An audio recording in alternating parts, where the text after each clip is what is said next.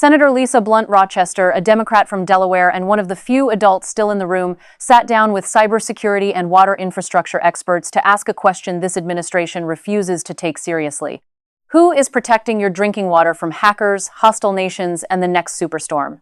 With China and Russia probing our water systems, with small-town utilities running on skeleton crews and shoestring budgets, and with a critical federal program set to expire, the answers from today's panel were as alarming as they were urgent. Mayor Capito and Ranking Member Whitehouse, and thank you so much to the panelists for being here today. For me, this hearing on cybersecurity and our nation's water and wastewater infrastructure is both critical and timely. According to reports, and these are public reports, one is even from my region, the Delaware Currents. There's a quote that once a hacker gets into a water system, they could potentially turn pumps and motors on and off, alter chemical levels in drinking water to dangerous levels, and even plant software bombs that could disrupt the water system later.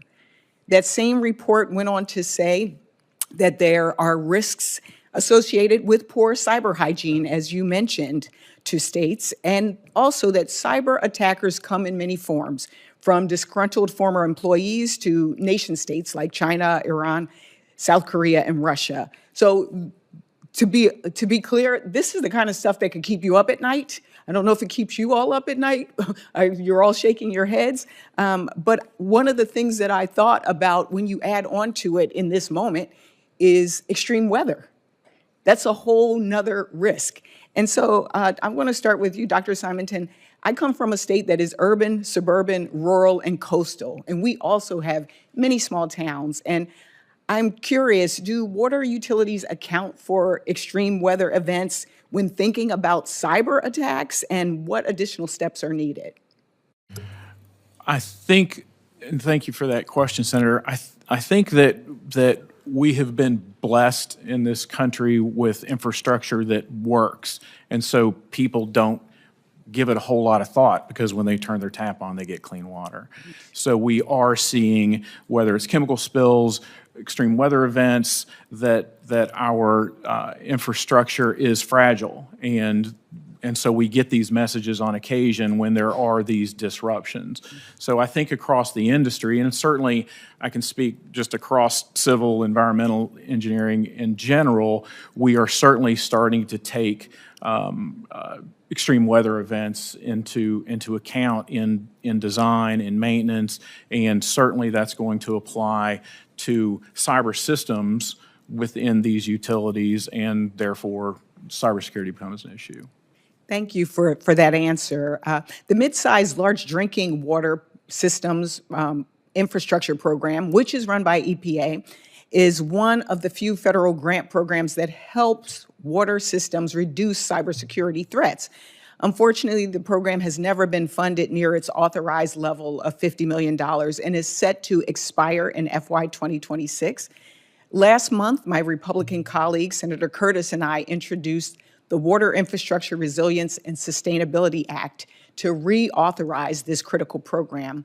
Mr. Dewhurst, thank you for mentioning our bill in your written testimony.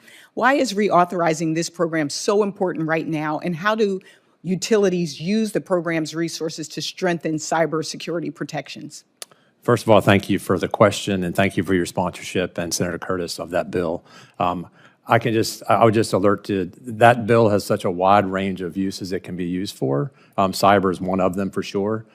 So it allows a lot of the basic stuff that needs to be done on the cyber front to be done, whether it's doing a simple assessment about where your vulnerabilities are located, employing some software tactics, multi-factor authentication, segmenting your network, other types of things like firewall additions, those sorts of things. It's there for everyone to partake in.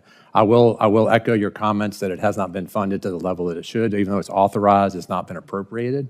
So I think any improvement in that front would be appreciated by all of us sitting at this table, I think, here, because I think it also does touch all the systems of all sizes in various ways. So we would very much strongly echo your sentiments to fund it appropriately. Thank you. Mr. Oderman, you're shaking your head. I want to give you an opportunity to respond.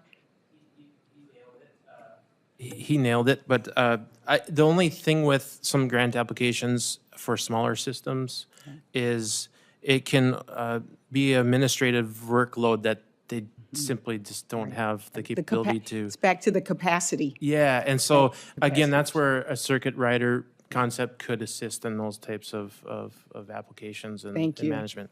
Thank you. And also, Dr. Simonton, when you also talked about the stackable water credentials, I think that is so important too. As a former personnel director for the state of Delaware, understanding that when you don't have that capacity, you really do need to, it might be only 2 people or 3 people that are working in these small places. And so making sure that we have those. The other question, my time has expired, but I will submit for the record questions on the use of AI tools and AI agents. This is something that's really important to me, and I have a couple of other questions for the record as well. But thank you, Madam Chairman, for this incredibly important and timely hearing. And I yield back. Thank you. No cameras from the major networks, no trending hashtags, no presidential truth social post calling it a hoax. Just a quiet room where Senator Lisa Blunt Rochester of Delaware, a Democrat, for the record, sat across from experts who told her, and told this country, something that should terrify every American who drinks water. Whether sitting in a basement in Tehran, a government office in Beijing, or a disgruntled former employee in rural Pennsylvania can break into a water system, flip a switch, and change the chemical composition of what comes out of your tap. Not theoretically, not hypothetically, right now, today, Dr. Simon, a civil and environmental engineering expert, said it plainly. Our infrastructure is fragile, and the only reason we don't think about it is because so far, we've been lucky. That's not a national security strategy, that's a prayer. And here's where it gets worse, and where, frankly, Washington's failures become impossible to ignore. There is a federal program, run by the EPA, specifically designed to help water systems defend against cyber threats. It's called the Midsize and Large Drinking Water Systems Infrastructure Program. It was authorized at $50 million. $50 million in a country that spends over $800 billion on defense, and it has never, not once, been funded anywhere near that level. It is set to expire in fiscal year 2026. The one program designed to protect your drinking water from cyberattack is about to disappear not because it failed, but because Congress couldn't be bothered to fund it.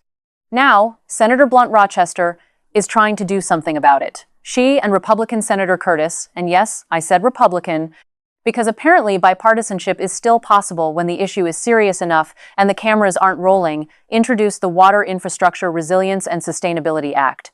Mr.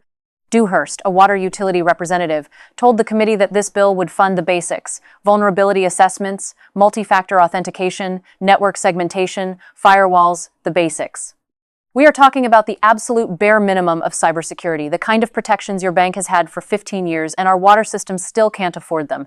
But perhaps the most devastating testimony came from Mr. Odman, who represents small water systems across this country, the ones serving your small towns, your rural communities, the places that politicians love to visit during campaign season and forget about the moment the votes are counted. He said that even when grants are available, small utilities often can't apply for them because they don't have the administrative capacity. Think about that.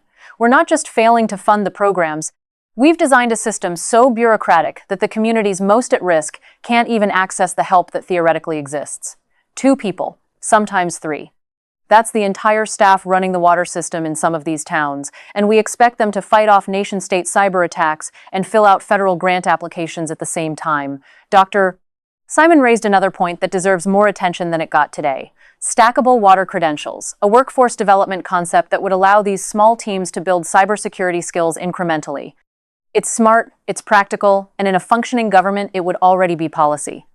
And then there's the elephant in the room that Senator Blunt Rochester touched on, but that deserves to be said loudly and clearly: extreme weather.